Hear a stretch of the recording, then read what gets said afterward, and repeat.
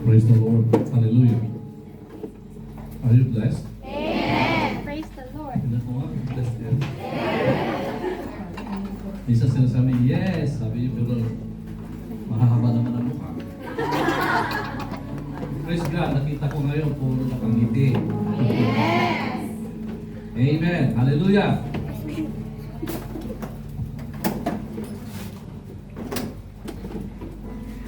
Hallelujah. Thank you, Lord. Hallelujah. Last time when I stood here, we talked about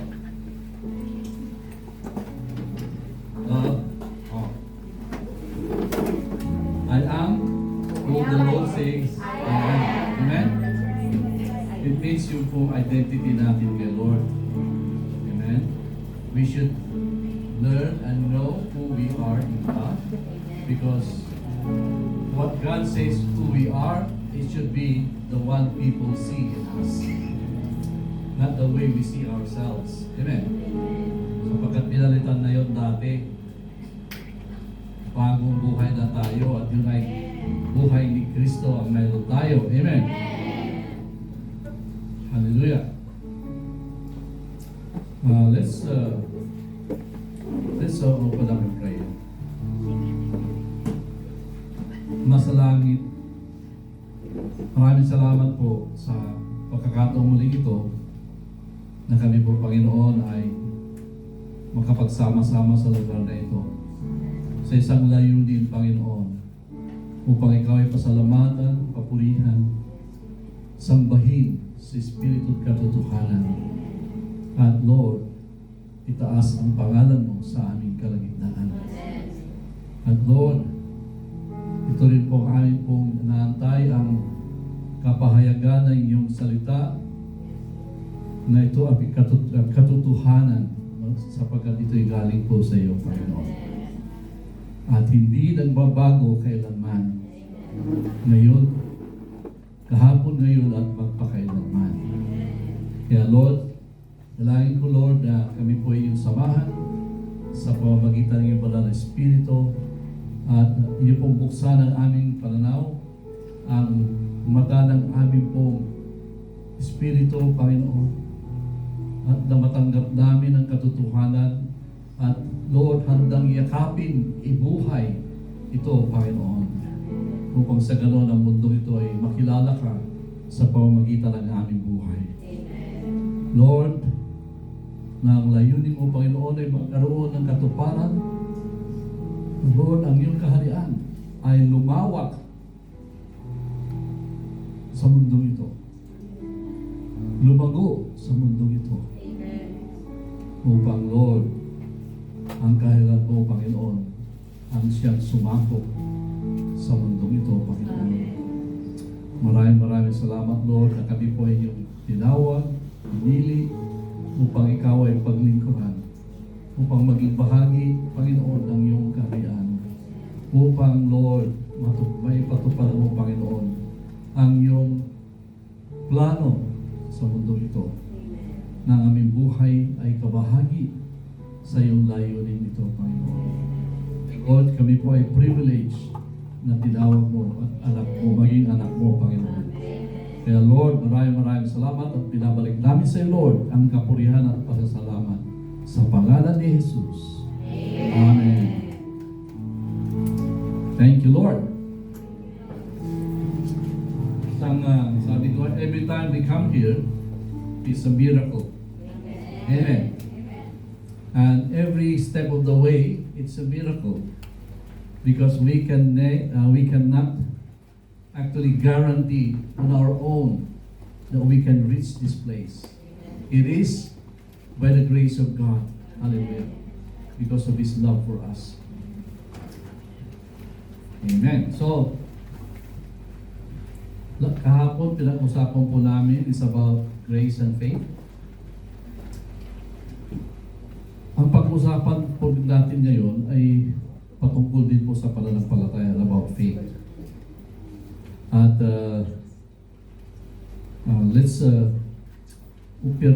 sa pambungan, buksan po natin ang Bible natin sa Matthew chapter 13 verse 44.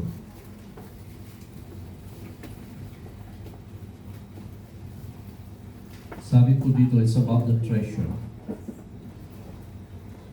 Again, the kingdom of heaven is like treasure hidden in a field, which a man found and hid.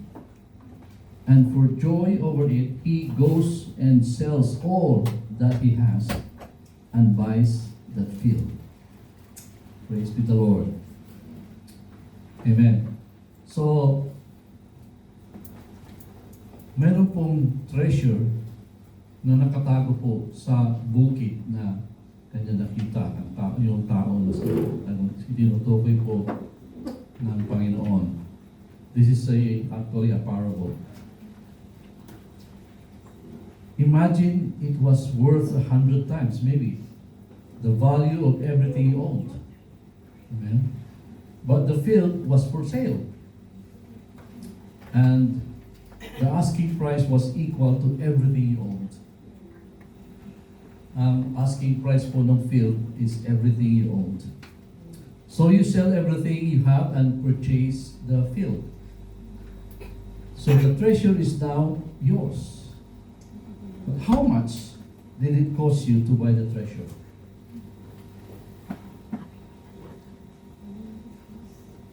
So sabihin nyo, everything I have. But alam po ninyo, it didn't cost you anything. Because what you bought is the field and not the treasure. Amen? So, it costs you nothing. But you have to pay it with everything you have. For the field, but not the treasure, right? So the treasure was beyond your ability to buy. Even with all your possessions, it was in effect priceless. And yet, it was free. Amen? It was free. So, what I just told you was the parable the Messiah gave of a man who buys a field, okay, in order to gain the treasure hidden within it. So what do you think the treasure represents? Alam na natin to, di ba? Si Lord Jesus. So we cannot put a price on the Lord. Amen? So ano po ibig sabihin ng selling all? You see, when you believe in Jesus, you did not realize, nung naniwala kayo sa Kanya, hindi nyo namalayan. Diba? When you said, Lord, I receive you as my Lord and Savior. Amen? Then naintindihan po ninyo yung gospel. And the gospel says that salvation is free because it's been paid for. Amen. So, yung bigay mo ng sarili mo at tanggapin si Lord, ibig sabihin, hindi mo na malayan, hindi mo na intindihan, pero ang ginawa mo ay ibinigay mo din lahat para sa Kanya. Amen. Yun po yung ibig sabihin nun. When you bought that field, because you know that there is a treasure, and you know you cannot buy that treasure. Sabi nga, hidden. So siguro yung nagbenta, hindi alam na may treasure. At alam natin na priceless po ang buhay ni Kristo. Amen. Amen. So, ano ang representation of treasure? Pwede sabihin yung salvation, eternal life, the blessing of God, which are all correct. You can never earn or warrant God's blessings. Okay? Or His salvation, or eternal life. You may live 1,000,000 years, okay, and work perfectly, and yet you will not be able to purchase it. You can work all your life and yet still fall short of the price that you have to pay for that treasure. Though the treasure is free, it causes a man or the man to go out and everything sell. Why? Because he sees the value. it's priceless. Alam po natin na, of course, lahat ng bagay sa mundo may price yan eh. Pero, may mga bagay na although may price, hindi natin kaya. Paglalaanan po natin ang oras natin, di ba? Pagka yung vision natin na maangkin, ay magtatrabaho tayo na maayos. Di ba? Purihin ang Panginoon sapagkat yung pong salvation natin, hindi na natin kailangan pagtrabaho. Ito ay libreng ibinigay sa atin. At kung isipin natin ba, pagka-naintindihan po natin yung proseso para naging available po yung salvation natin, ay mamamangha ka na lang sa Diyos na kung saan siya yung una na kumilos. Ikaw hindi mo alam, pero awang-awa, mercy po. So, yung mercy ng Diyos ay ibiro siya sa'yo kasi grabe yung kalagayan mo. Hindi, karamihan sa atin, hindi alam ng kalagayan natin. Amen? Pero alam ng Diyos, kung kaya tinrabaho ng Panginoon, ang habang panahon na kanyang tinrabaho. He waited so long. From the time, alam natin, from the time Noah, si Noah po yung unang-unang tumugon sa kanya. Amen? At sumunod, alam natin yung mga characters sa Bible. And it took so long. Sabi nga nung dumating si Lord Jesus Christ, 4,000 years na ang nakalipas magmula ng creation. That's how long and patient the Lord is. And He did not waver in saving us. He perfectly planned it. God knows that we cannot save ourselves. So He had to devise a way para sa ganoon ay maging perfecto yung salvation na gagawin niya na kahit ang diablo ay walang masasabi. Amen. Tayo din po, wala tayong masasabi. Lahat ng creation, walang masasabi. Sapagkat ang Diyos natin ay perfect, complete, and righteous. Makatuwiran. Hindi niya kaya tayong iligtas na talikuran ang batas ng kasalanan. Amen? Because for the wages of sin is death. Kahit isa lang naging kasalanan mo sa buong buhay mo, pagbabayaran mo pa rin. Kasalanan pa rin yun. Hindi mo kayang iligtas. Ang buhay mo ay hindi po worthy para ibayad sa kasalanan natin, maligtas tayo. So it took a man in the person of Jesus who is perfect without sin. So he was able to provide the salvation that we needed. Amen. And to whosoever believes in Him, will not perish and will have eternal life. Hallelujah. Closing prayer na tayo.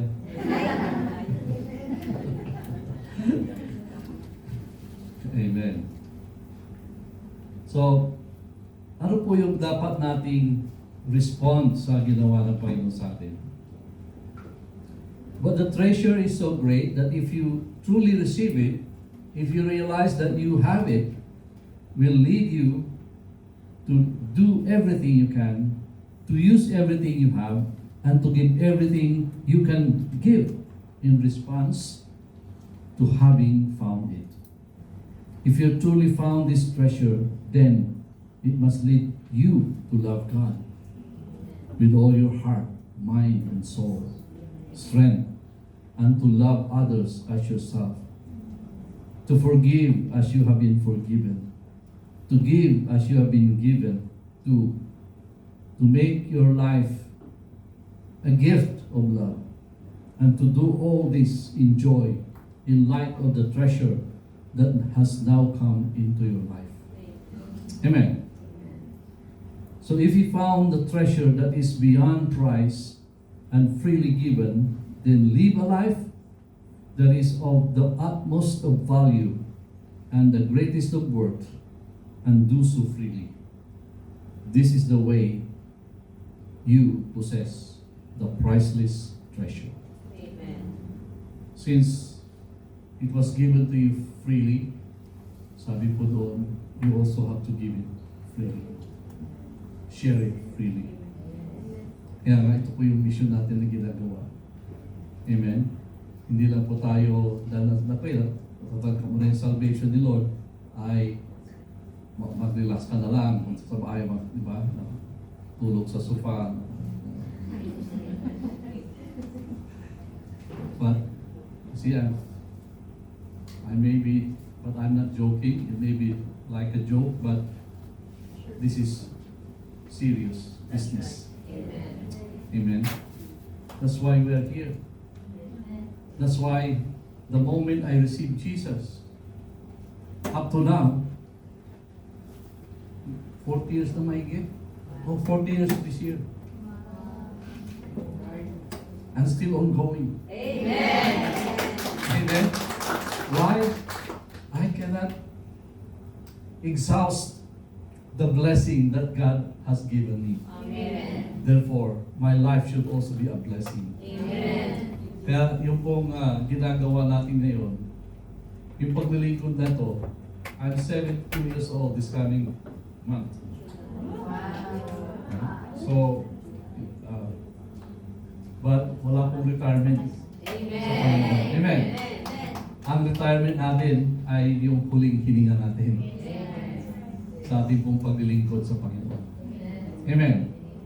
So, mga kapatid, yun po yung mission natin. At paano po natin since we know how precious the Lord is, yung gift na binigay sa atin, at alam natin na we possess it, kahit na nagbigay ka ng bigay, hindi nawawala yung value.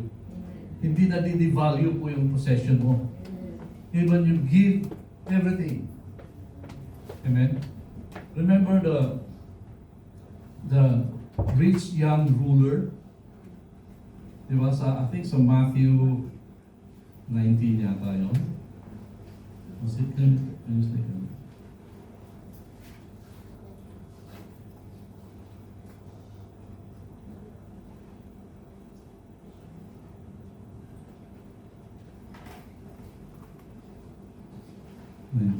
Page.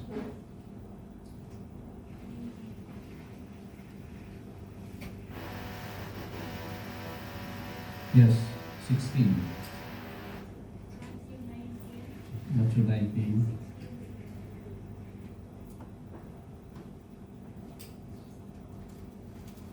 Yeah. Sabi dito sa Bible na binabasa, Jesus counsels the rich young ruler. Alam na natin istorya. Di ba? At itong ruler na ito, itong young rich man, approached the Lord. Kasi nga, sa mga nakikita niya kay Lord, namamanga siya. At hindi siya sigurado sa buhay niya. Sabi niya, kaya, ano ang gagawin ko para makamtan ko ang buhay na walang hanggan? Yun po yung dialogue nila eh. Sabi ni Lord, sundin mo ang kautusan. Sabi gano'n. Nung mula ng pagkabata, ginagawa ko na ito. So, sabi ni Lord, meron pa. Sabi ni Lord, sell all your possession. Yung binasa natin kanina naman, the man who found the treasure, sold all. Amen? Ito naman, sinabi na sa kanya yung paraan. Kung para gusto mong makamtan ng buhay na walang hanggan, sell all. You see, na-misunderstood niya kasi iba yung focus ng heart niya. Alam niyo yung term na sell, doon sa Greek na ginamit dito, is actually trading in business. Ibig sabihin, lahat ng pag-aari mo ay gamitin mo para i-bless mo di ba sabi yan, give it to the poor. Para i-bless mo ang mga tao. Amen? The Lord is teaching him how to actually use his life He is so blessed already materially. But he is not ready to bless. Amen? He is so blessed and yet not ready to bless. That's why nung sinabing ganon, nalungkot siya. Kasi nga alam niya, dami kong yaman. Paano yan, hindi ko kayang pakawalan. Amen? Hindi naman sinabi ni Lord na ibenta mo tapos wala na. No. The sell here is, in Greek term, is like use it in business. Everything you have, you can use it in business. Ibig sabihin, hindi mo hinahawakan yun na hinuhoard. Ang sa ganun ay maging blessing ka ng marami. And then, come follow me. Bakit? Hindi ko lang pinita lahat ang mga ari-arian ko na blessing na sa akin. Pero, naglilingkod ako sa Diyos. It doesn't mean that sell and then just follow. I mean, hindi po lahat ng utos ng Diyos ay pare-pareho sa atin. Yung mga disciples pwedeng gano'n. Like Paul, because he devoted his life to the ministry, although mayaman siya, hindi nagagamit talaga. Sila Peter. Amen? So, the question now is, saan ba nakatuon yung puso natin? See, we have been blessed. Sabi po sa 1 Peter 3:9 yata, sabi ko doon, we are called to bless. Let's go to that. 1 Peter.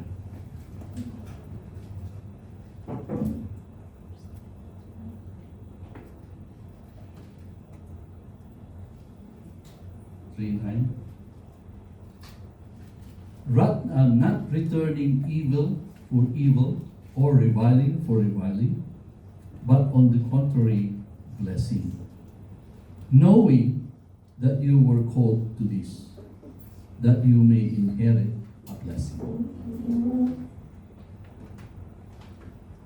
Mga kapatid, so it's all about, si Abraham, anong unang sinabi sa kanya? Na he will be a blessing. Pag sumunod siya, he will be a blessing to many. Diba? So, sabi nga, maraming family mabibless sa'yo. All over the world. All families pala. Nasusunod ka. So, it's about blessing. Everything that we have now is a blessing from God. Amen. Hindi mo masabing, kasi magaling ako kaya nakuha ko ito, kaya akin to. Ay kung wala kang kalakasan, hindi ka pinrovide ng Lord. Kahit anong talino mo, ingod-god mo yung ulo mo doon sa ano, walang mangyayari. Di mo ba? The fact that you are strong enough to work is a blessing. Amen. Kanya-kaya na tayong blessing. Amen? Kung dating kaya nga, huwag tayo kumpara sa iba.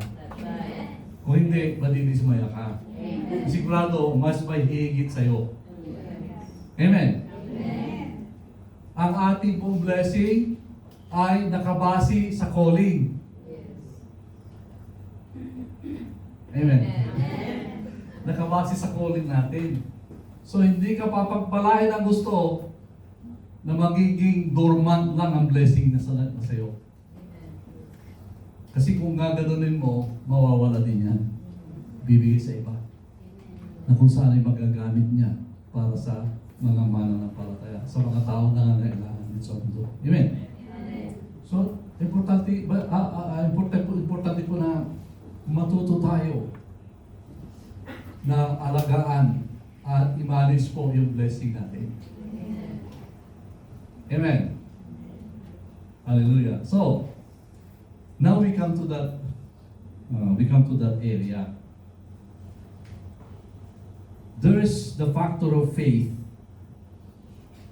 concerning our relationship with the blessings. Amen. So we already have been blessed. Sabi nga sa chapter 1 ng Ephesians, I think verse 3, that we have been blessed with every spiritual blessing. With every, sabi ko spiritual. Spiritual lang yan eh. Ay kung hindi ka blessed spiritual, hindi ka mabiblessed physical, material. Amen. Alam nyo, pwede akala mo blessed kasi marami kang pera, pero kung may sakit ka, hindi mo ma-enjoy yung blessing na yan. Ang ibig sabihin po ng blessing, when you see the blessing that comes from God, ibig sabihin kompleto ka. Kahit may kapansanan ka, kaya mong i-manage na hindi mo iniinda yung mga nakapansanan mayroon ka. Amen. Ang ibig kong sabihin, kompleto ka, means, doesn't mean dahil alam natin na hindi lahat ng tao ay healthy in the eyes of the world, right? But ang importante, healthy yung spirit mo, sapagkat i-carry through ka ng Panginoon sa lahat ng pagtawag sa iyo kung ikaw ay tumutungo sa Kanya. Amen. Amen. But what I'm saying here is, God will take care of you. If you follow Him, no matter what, God will take care of you. Amen. So hindi problema. Minsan, mayroon kang haharaping hindi maganda. Magkaroon ng setback. Pero ang isip mo ay nakatuon sa Panginoon, ay baliwala po yung mga harang na binibigay ng kalaban. Alam niyo ba, na ang pananampalataya po, ang purong pananampalataya natin sa Diyos ay mau-overcome po. Okay? Mau-overcome ang lahat ng opposition. When you are following the will of God by faith, nothing can stop you. Amen? Nothing can stop you. Para kang locomotive, wala yung locomotive. Yung pinaka-mother train na siya yung humihila. Alam natin na kaya niyang hilahin yung maraming bagon, hindi ko ba? At alam natin pagka nakakuha ng momentum, mahirap pong pahintuin yun. Amen? Yung mga, nakita niyo yung mga train wreck na yung mga tinasagasaan ng mga train. Kahit ang lalaki mga truck, sabog. Pero on track pa rin yun. So what I'm saying here, hindi pwedeng harangin ng Diyos na gamitin mo ang blessing ayon sa will ng Panginoon. See, God blesses you according to your calling. Tandaan po natin to. Kaya huwag mo ikumpara yung blessing mo sa blessing ng iba kasi iba yung calling nila. Amen? So, ano ibig sabihin nun? The calling that you respond to the Lord, may kaakibat po na anointing. Anointing is yung pagkilos at kakayanan na ibibigay sa iyo ng Diyos na sa pagtupad mo ng calling mo ay wala pong pwedeng humarang sa iyo. Look at yung mga first century disciples, si Paul, si Peter, naharangan ba sila? Kahit sa prisuhan, kinulong man sila. Amen? Kahit sa prisuhan, hindi nila kayang pigilin ang pag-preach ng gospel. Si Paul, kinulong, gidulpi lang nga, naka-chain pa. Pero dahil sinusunod niya ang kagustuhan ng Diyos, anong nangyari? Yung warden sa karsel, na born again. So that is the will of God. Nabuksan lahat yung pintuan ng mga karsel. Nalaglag yung mga chain sa kanilang mga kamay. Wala pong pwedeng pumigil. Si Peter, kinulong, ano nangyari? The transport. Hindi nakita ng mga gwardiya, nakalabas siya. Ano yung sabihin? So what I'm saying, walang imposible. Basta you carry out the calling in releasing the blessing. What blessing you have is the blessing that you share. Amen. Hindi mo pwedeng i-share ang blessing na wala ka. Amen. Amen. Amen.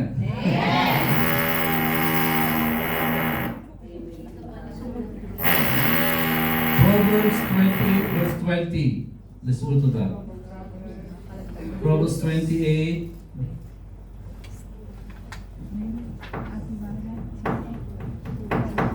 verse 20. A faithful man will abound with blessings, but he who hastens to be rich will not go unpunished. Amen? So, a faithful one will abound with blessings. Ibig sabihin nun. So, it's by faith. Faith means you are believing, you are trusting in the Word of God, in the calling of God, in the will of God. That's why it's very important to us, for us to understand and know the will of God. Amen? Hindi kayo dapat alam niyo yung pagka hindi mo naintindihan ang will, para ka suntok, pero sa hangin ka lang tumatama kasi hindi mo nakikita yung direksyon. Amen? Pagdating ng pagod ka na, wala kang na-accomplish. So, we should understand and know the will of God and then follow the will and by faith, do it. Ibig sabihin, along the way, in obeying the Lord, maraming obstacles. But I tell you, walang obstacles na mananatili. Pag hinakbangan mo, mawawala yan. Kasi hindi kayang harangin ang kagustuhan ng Diyos. Para doon sa mga tao na nananampalataya at sumusunod sa Panginoon. Imagine, si Noah, tingnan mo natin, imagine po natin, si Noah, nung tumugon siya na maging karpintero siya. Amen?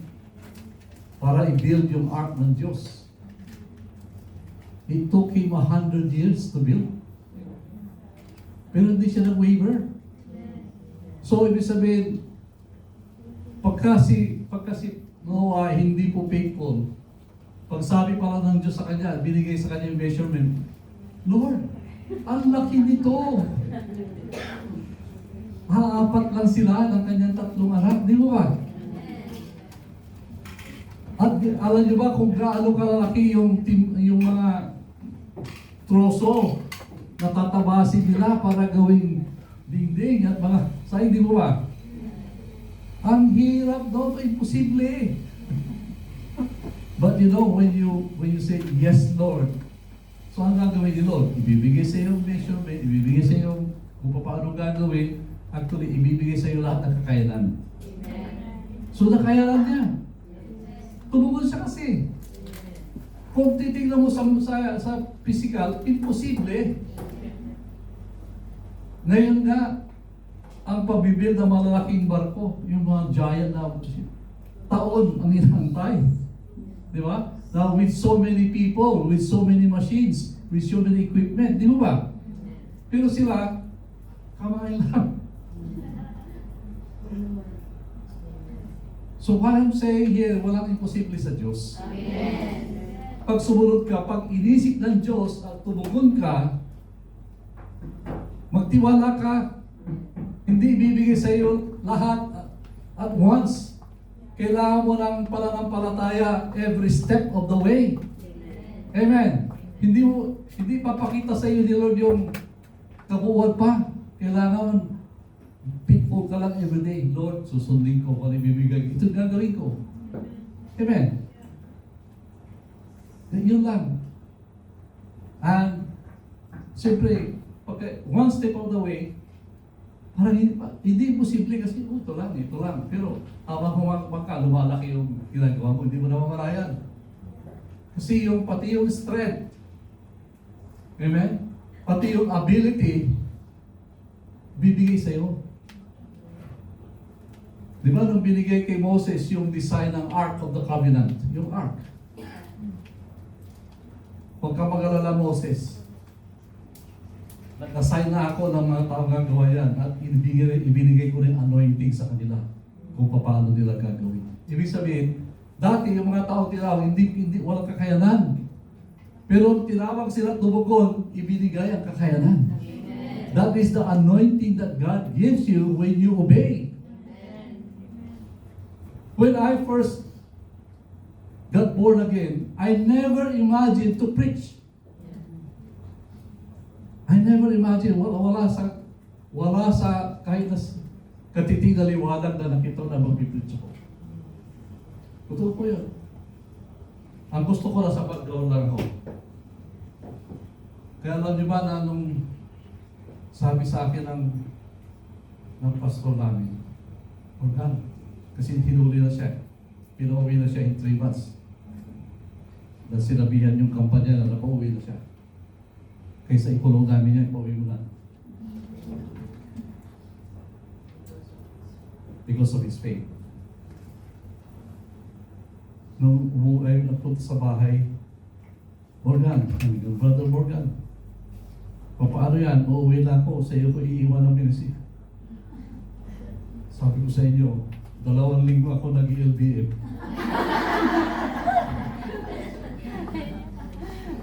Hindi ako nagpipis, napilitan ako mag-pis. Hindi lang minsan hindi lang. Kasi may dalawa yan, mayroong international sa gabi, Filipino group sa umaga. I have to prepare 2 sermons every week. And working pa ako. Walang kamalay-malay. You see? Pero sabi ko, so ang tagal ko, sabi niya, Lord, hindi ko kaya. Sinabi ko kay pastor namin, mag-ano ka na lang iba. Ano man lang iba, ikaw na lang na iwan dito. Kasi umalis po yung ibang mga leader, nagkaroon ng problema sa church. So, wala akong buhay. Kaya nga ako nag-gilid kasi pressure. Nasisira ang tiyan ko lang. So, when I stood up, I was able to preach. Amen. And to my surprise, sabi, bless sila.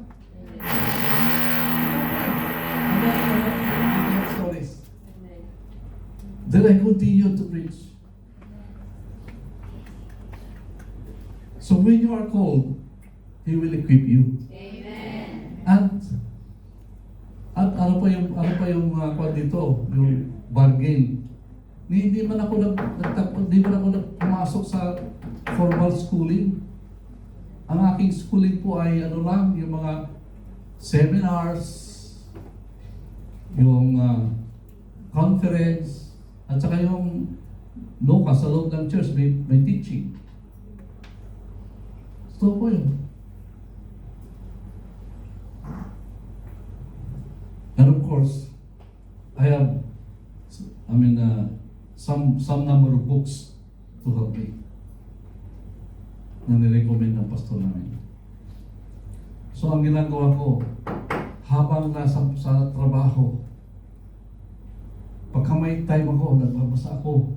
Kasi wala na akong time. Kasi pag uwi sa bahay, magsusundo kami ng mga nurses. Maghahatid sa gabi. Wala na akong time mag-aaral sa bahay. I have to manage my time even in work. Kahit sa traffic, pag traffic, magbabasa. But praise God. Here I am now. Amen. Amen. Preaching. Kaya sabi ko sa inyo, pag tumugon ka, God will make you able. Amen. Will enable you.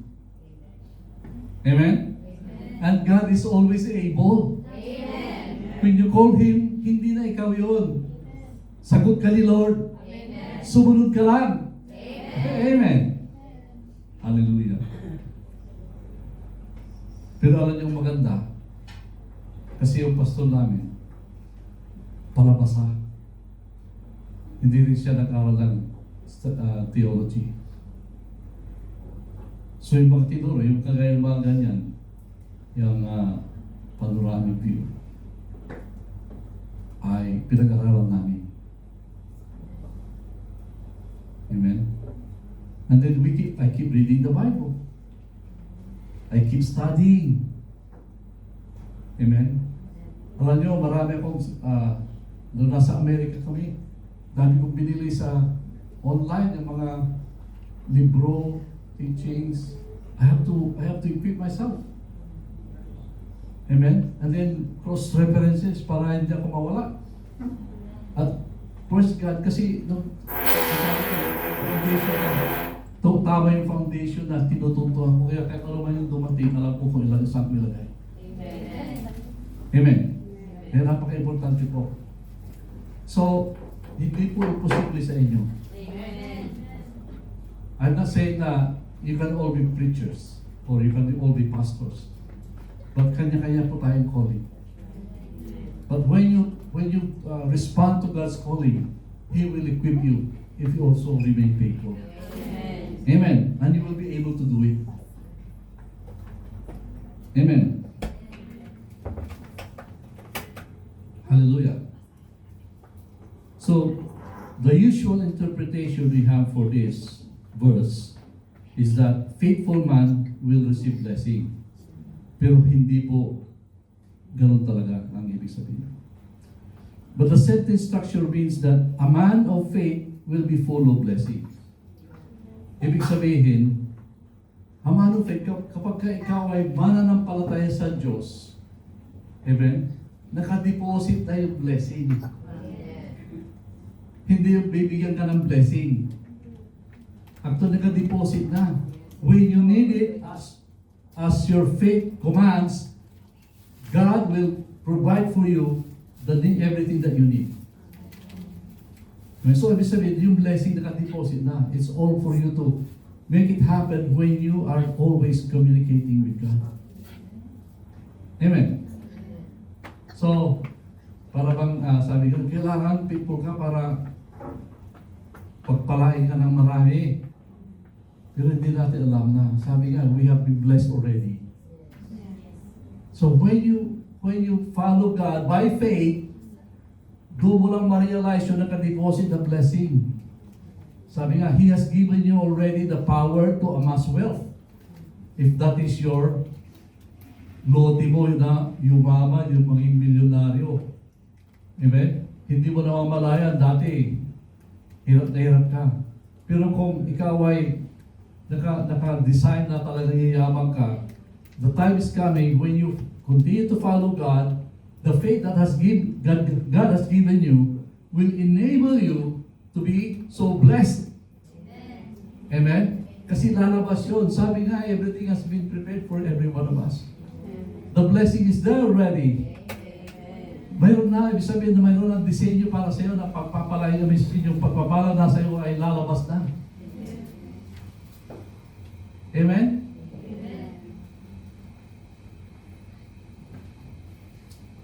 Hallelujah. So if God, sabihin, to be full of blessing means that the blessing is in us to give away. We receive it from the Father so we can give it, okay, or we can give it away or out for the blessings of others. So if God says we can bless, then it must be in us to give. So when God blessed Abraham, imagine, si Abraham hindi na magkakaanak. Pero sabi ni Lord, ang blessing na ibibigay, ang heir na ibibigay ko sa iyo ay hindi nang galing kay Hagar o yung mga maids. Hindi kay Sarah. Pero nang sinabi yun, beyond bearing age na sila. And yet God said, from your loins your heir will come from.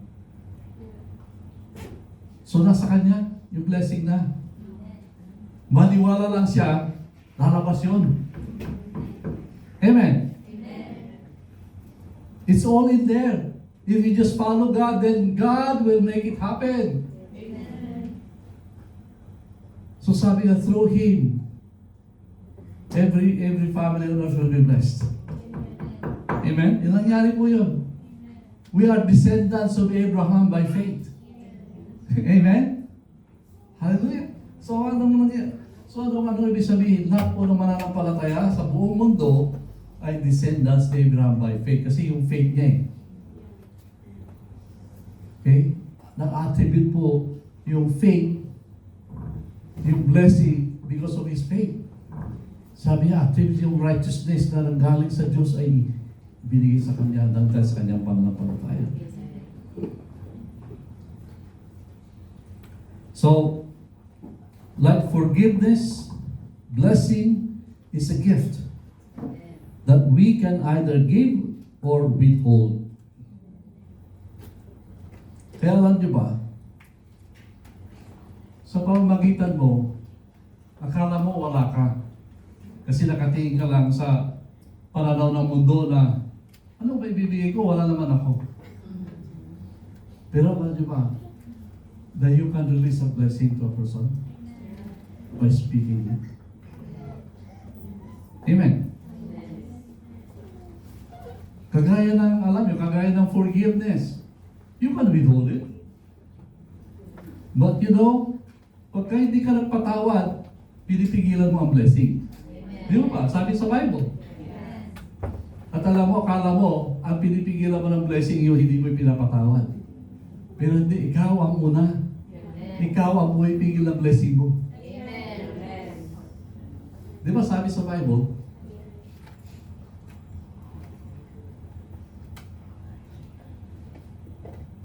kaya nasa ating capability. At sabi nga, when you release a blessing, sometimes you don't know what blessing that will come. But may situation na kailangan mong i-release ang tao, i-bless mo siya. You don't realize that you have released a blessing that babalik sa iyo yun. Hindi mo ma-realize na babalik sa iyo yun. At alam niyo ba na ikaw kung ikaw ay blesser na tao, pati yung mga descendants mo, na-inherit nila yung blessing na ibinibigay mo, babalik sa kanila. Amen. So po yun. Kung kaya, dapat ugaliin natin na mag-bless. Amen? Hindi po, tayo dito ay nag-release ng blessing dahil sa damdamin. Okay, sabi ko, masulit siya sa akin. Di ba?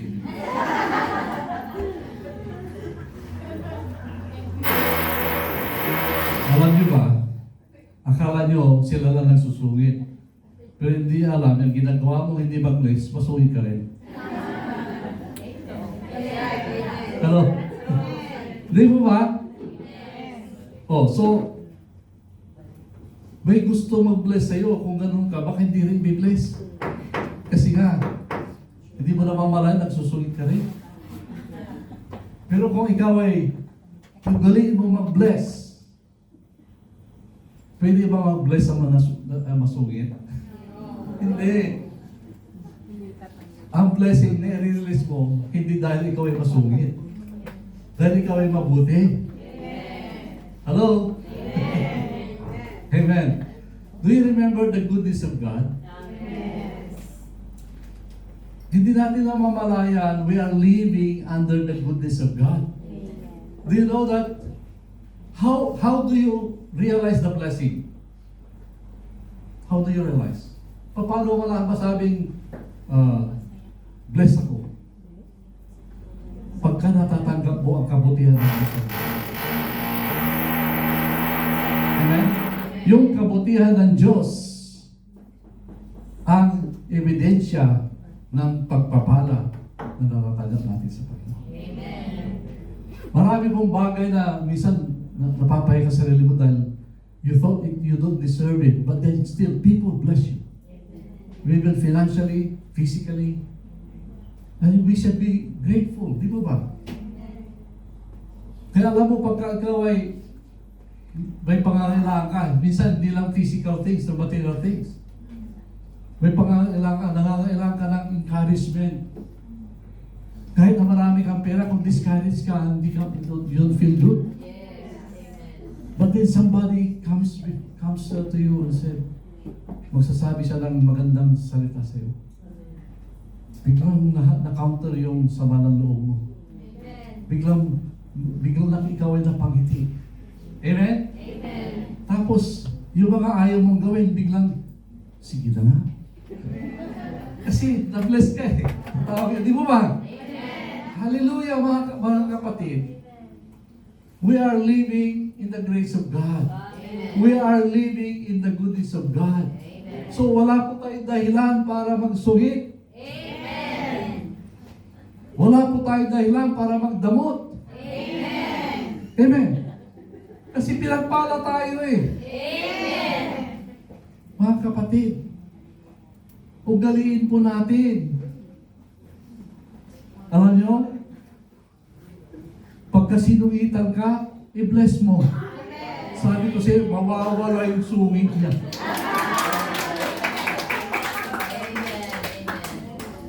Ka-counter po ng mga negative is positive.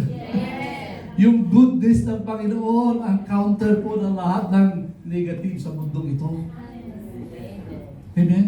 Sabi nga eh, walang matigas na tao sa kabutihan ng Diyos.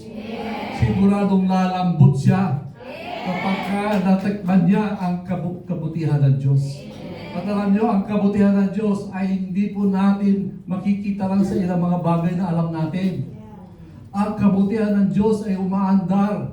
Ang kabutihan ng Diyos ay bumubuhos na hindi natin nalalaman. Amen. Alam niyo ba na, halimbawa kung kinat off the Lord yung oxygen, dahil ang gano'n ng kotse mo, dahil ang ganda-ganda ng bahay mo, dahil ang ganda ng mga anak mo, magandang mister mo, asawa mo, pag wala lang oxygen, wala lahat yan.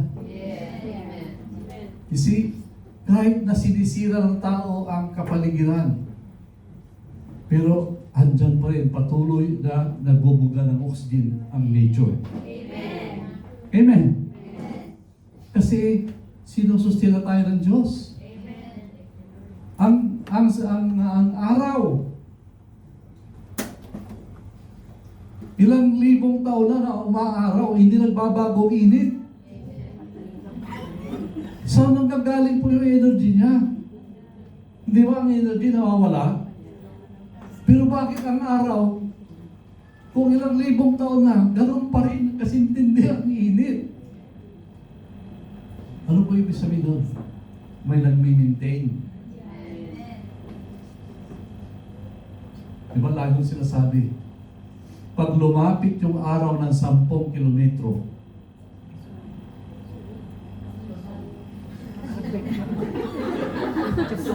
sa isang buwan, lechon tayong lahat.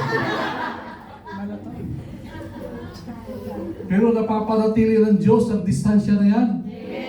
Imagine, ang bigat, ang mga bagay na, ang bigat. O kung halimbawa, na-misplace yung buwan, alam niyo ba na napaka-importante yung buwan sa atin? Don't you realize that? Yung pong high tide, low tide, kailangan ng mundo para malinis ang dagat. Ang mga river. Kasi mayroong current. Yung current yung pupunta yung natataas yung tubig tapos hihigupin yung dumi sa pangpang. Tapos yung dahil doon umiikot, may current siya umiikot. At alam nyo, nalilinis, nakakaroon nutrients lagi ang dagat. Yung, alam nyo yung disenyo ng Diyos? Hindi yun namamalayan, pero lahat ng prinsipyo umiikot. Blessing yun. You are so blessed, but you don't understand it. So, just do your part. God is doing His part from the beginning. Kahit na nasasama natin minsan. Pero ang Diyos hindi niya in-account yun para putulin ang araw. Para ibato yung buwan sa iba. Mga kapatid,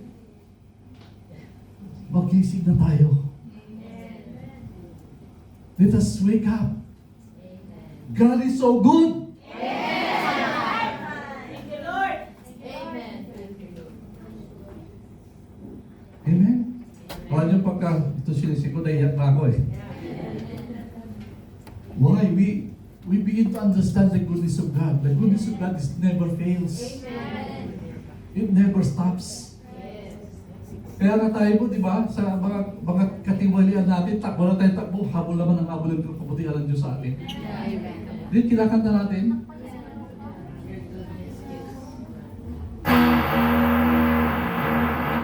Totoo po yun, the goodness of God runs always after us. Lagi tayong binibigyan ng tsansa ng Diyos na ma-realize how blessed we are. Kasi, kailangan natin baguhin yung attitude po natin na ang ating pong kasiyahan ay nakatuon lang sa mga bagay na gusto natin, sa mga bagay na nakapaligid sa atin. Alam nyo, napakalit na mundo nyo pagka nakapaligid lang dyan. Napakalit na mundo nyo. Hindi nyo nakikita yung totoong itsura ng mundong ibinigay sa iyo ng Diyos. Amen? Isang pagpapala, hindi natin pinagmamayaw, but this is reality. You are blessed because you are here. Amen? God put you here for a purpose. And that is to bless you spiritually. And so that your eyes, your spiritual eyes will begin to see the reality of heaven and earth. And the hands of God that blesses you in every way. Kaya sabi, bakit pala sinasabi ng Diyos na give thanks always? Ano ibig sabihin doon? Kahit ikaw ay dumadaan sa mga pagsubok na ang sama ng pakiramdam mo dahil sa pagsubok na yan, hindi ka dapat huminto sa pagpapasalamat. Amen. Dumadaan ka dyan pero hindi permanente yan. Iahon ka ng Panginoon at ikaw ay lalabas na mas mabuting tao sa mga dinadaanan mo mga pagsubok. Kasi may plano ang Diyos sa'yo. Amen. Sa ating lahat. Kaya kung ang kaligayahan mo ay sa bank account mo, or what you have, na kapag patayo ka ng magarang bahay, ayos ka na. Binigyan lang ng Panginoon sa iyo para guminhawa ang physical na buhay mo. Pero hindi mo naiito doon kasi may purpose pa rin ang buhay mo. Along the way, God blesses you with this. But the real blessing is when you do the will of God. Amen? Because when you are doing the will of God, you will have satisfaction.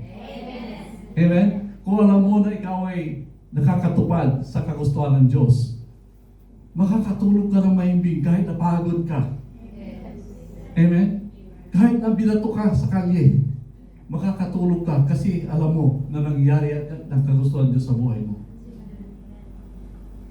It's not what happens, but what you do with your life. Are you following the will of God? Amen? So mga kapatid, kailangan mag-isip na tayo. Alam nyo, mali kasi ang pananaw sa buhay natin. Simple lang ang nakikita natin. No. Far more complex yung plano ng Diyos sa'yo. Sabi nga sa Psalms 139, meron ng nobela ang buhay mo hanggang sa katapusan. Totoo po yun. Before even we were born, the book has already been written for our lives. If we follow the desire and plan of God, then yung nakasaad po sa book na yun ay mangyayari. Pero alam nyo, kaya malungkot ang Diyos, hindi po natutupad yung script ng buhay natin na iniligay ng Diyos sa book na yun. Kasi gusto natin ang sarili natin matupad. Kagustuhan natin ang mangyari. At karamihan po ng kagustuhan natin ay driven by our flesh. Amen. E paano yan eh? 10% pa lang natin discuss natin.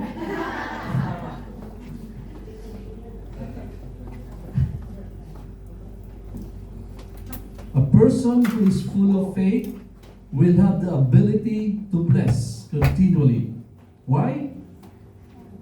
Becoming a blesser is an issue of faith. Habang ikaw ay may buhay at aktibong pananampalataya sa Diyos, ay patuloy po na dumadaloy ang pagpapala na nakalaan para sa iyo. Pagpapala na nakadeposit sa iyo ay patuloy po na hindi mo namamalayan. Actually, you are releasing it. Hindi nyo namamalayan na biblis mo maraming tao.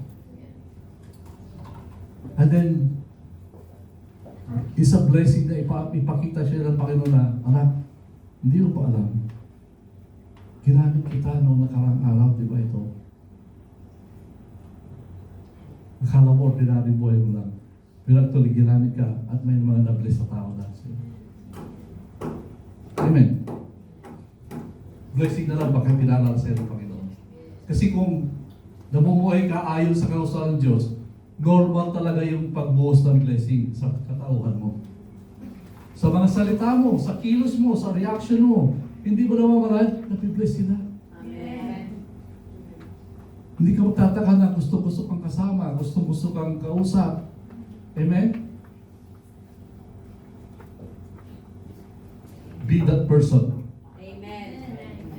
Alam niyo, pagka nakikita mo ron, paparealize mo ikaw lalo kang blessed. Mas blessed ka doon sa dinadaluhin ng blessing pa. Galing sa'yo. Amen?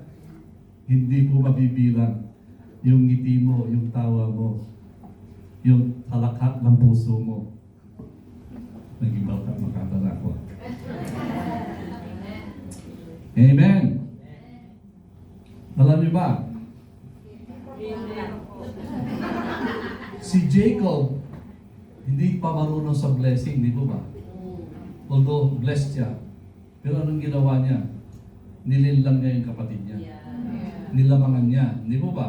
Sinamantala niya nung gutom na gutom siya. Pagluluto kita ng pagkain, pero kailangan ibigay mo sa akin yung birthright. Alam niyo yung birthright? Blessing. It's a blessing, it's a position of blessing. Pero kinuha niya sa hindi magandang paraan. Di ba ba? Pero alam niyo nung nakilala na yung Diyos na lubusan, siya naging blesser na. Alam niya nung imimit niya yung kapatid niya, grabe yung hinanda niya na blessing para sa kapatid niya. Di mo ba? Baliwala na sa kanya yun. Alam niya na kung alam niya na mag-bless. Alam niya kasi na bless siya kasi ang dami ng anak niya, ang dami ng anak na hindi niya inaasahan mo pa. Pag hindi tayo tuhod ng pagpintuan, bukas tayo dito. But what I'm sharing is that may gusto pa ako share pero susunod na lang.